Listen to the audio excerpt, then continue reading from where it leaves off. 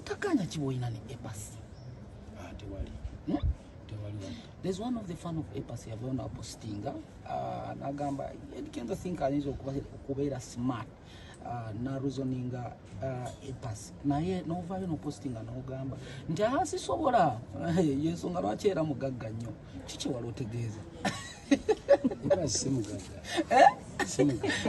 bantu bagamba walodula really zimadi manyi mugagga simugagga Tenzero Engineers Official bino bye bitera okuluma abayaye nti ndine international star ate ne mabegako nabagamba nti nze nafuka international journalist January nali Kenya mu February nembeera ke Tanzania kati nafunya appointment ngenda Jamaica okuinvestigatinga mo copyright engeri gyetambulamu mu bitundu ebyo at the same time nga ne president waffe Eddie Kenzo wa Uganda okubanga yakiwumbamu omutwe era mabegako ne babeera successful biru yayitibwa yayisibwa then kati kyemanyi nti tulinze president okuteekako omukono tukwaniriza amina mbabale kwekuumirako emisomo gibeereko ogirabe muwulirize musanyuke kubanga essanyu abasajja alituleetera mwebale nnyo mwebalire ddala abavubuka abali eyo abakutte social media ogifuula platform y'okutujjonkera n'okutunafuya naffe tujja tetutudde so I control bulungi. Yes.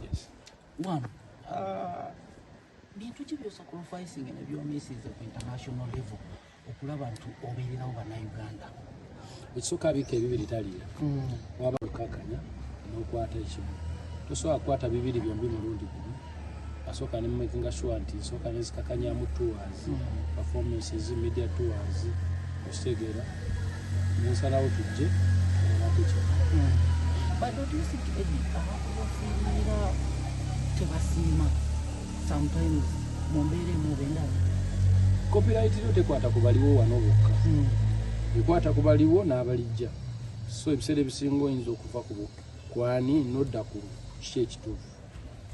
It's not about the who, it's about the what is the problem and a solution nebo naddaawo oddemu ebyo ebintu bya ani agambye ani ayogedde copyright iro teyamba feffeka ate n'abayinza okusinga ogifuna mubayinza okubanga bagenda okujjobuzi nkuyozaayoza mukulikeyo mu paalamenti ku nsonga ya paalamenti nga bwe byatambula ne bayisa etteeka lyammwe ng'olaba biki ebituuse mu lino etteeka because kigambibwa mbu byaliwo naye nga waliwo omulongoka obutatambula bulungi biki ebyakyukamu ebibasanyusa etteeka lyaliwo naye temwalimu digital ate ngeno digital generation tusinga kozesa digital for music usage and commercial purposes so teyali mwalimu analogo ekirala tewaliwo authority oba system following up nti bwe baba bamaze okuyisa etteeka nti yes ligenda kugobererwa litya ligenda kubeera enforced litya abantu bagenda ku applyinga batya okitegeera so awo wonna tebayingirayo bakireka nga kiri awo bagiyisiza naye nga kisheera that's why abantu baita bamanyi bw'osolooza sente za UPRS ozisolooza otya era ozigamba otya ebyo byonna tebyaliwo nambululand ate kati bwe.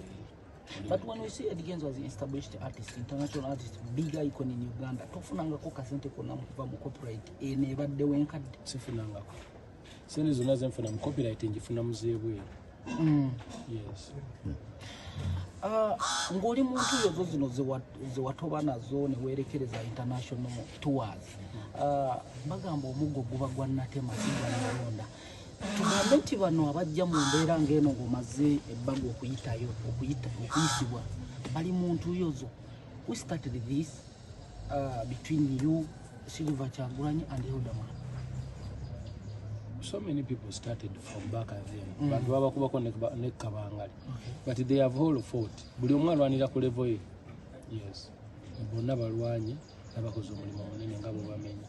N'abalala bangi bakatolo obwama bakola nnyo omulimu munene okulaba nti at least copyright eyo bagiteeka mu bantu n'etandika okutambula.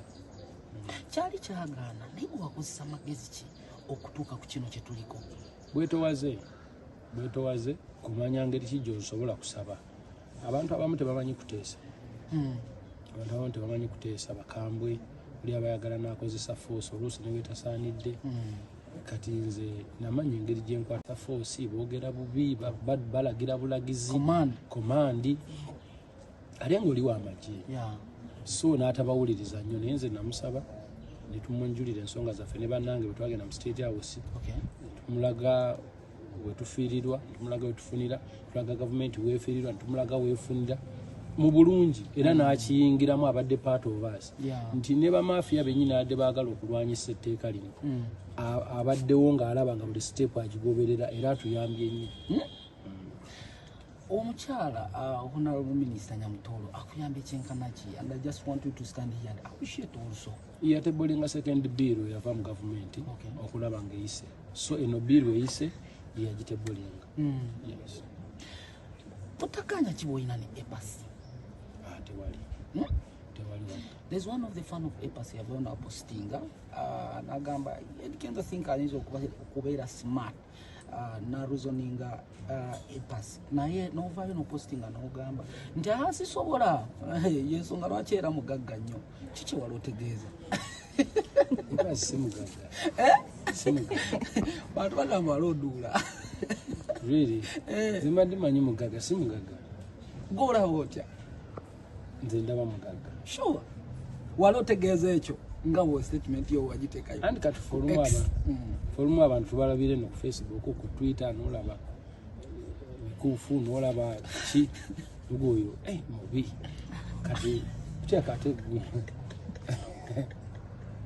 cheka gomo manyi sirabika mubi kati gwera engeri gyambadde mulondi omuntu naakulabe saawa labe ekijegerera bana engeri gy'otuddemu okugula okugize nabwoti omuli alabira ddala nga nzola alaba ebyuma bya EPAS noga this guy must be rich. Yes sure kyo statement eyo yadde entuufu nga kyotegeeza tokudaala ng'oyinza ogamba ati ndi mu kudaala naye ate EPAS musajja wange era tukoze bukomedi bungi nze naye akuba yambulako ennaku zino naye nga musajja wange nnyo tulina stories zaffe okuva Makindi.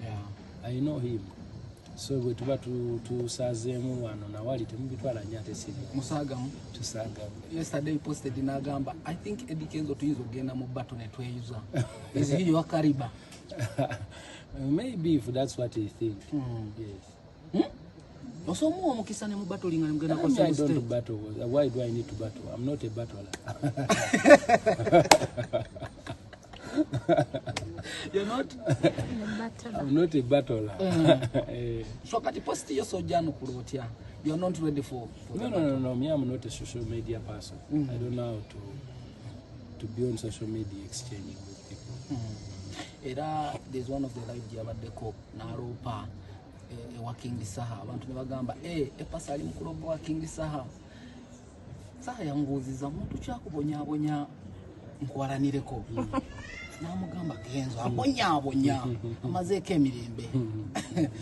They are going now to beat two, attacking one giant. How are you going to win these people? No, why? I'm not in the battle, so I don't know who will win because I'm not in the battle. Abogere Some battles.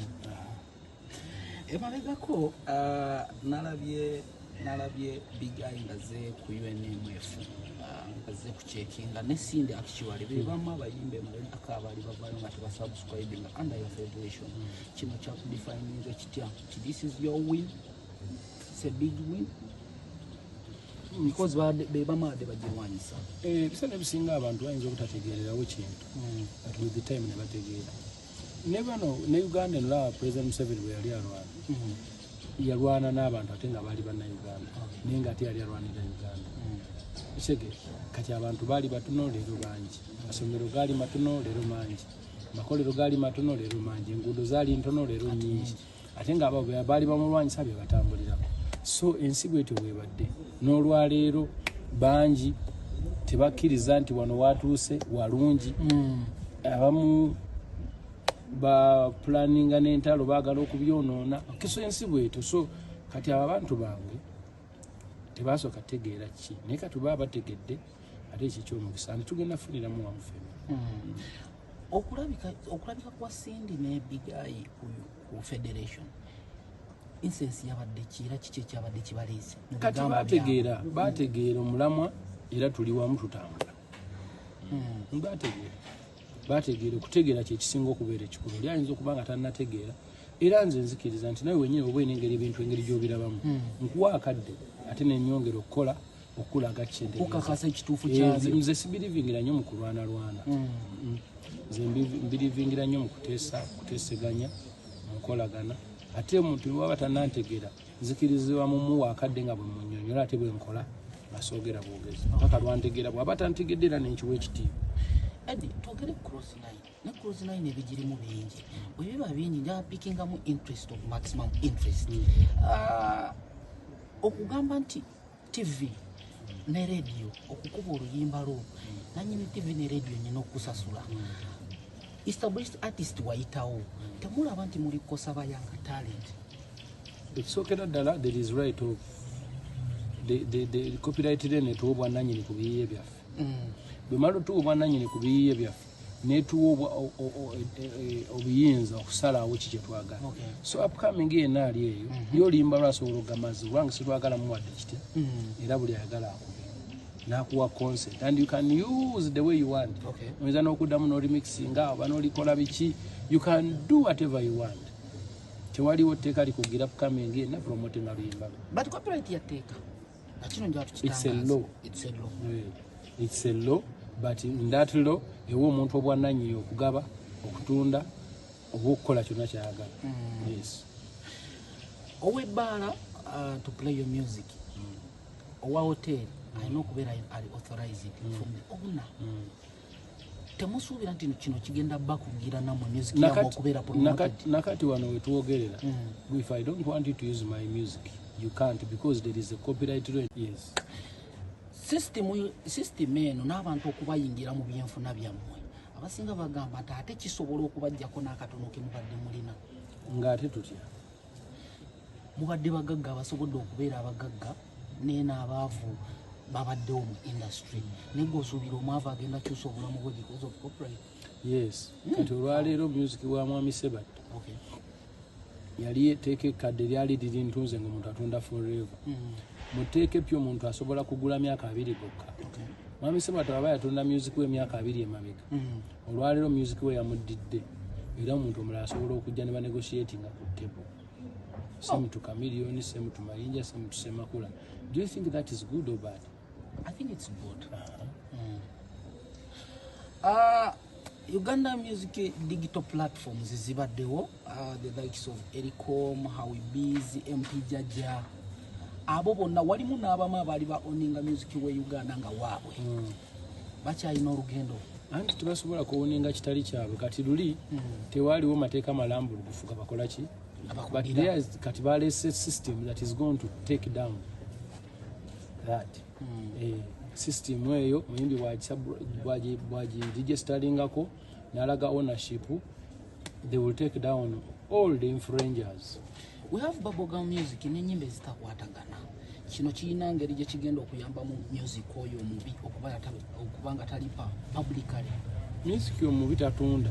Limba lonna kasita luma lutunda nobeera popular. Ne lujjuza ekisaawe kati obubi bwa lundu noonya ne bubula. Abantu bajjudde. Baganda balugera nti abangi we basonga we kyabikira agale wamuge galumenya. Eddi waliwo valuga music. Naye nga ajjuza ekisaawe.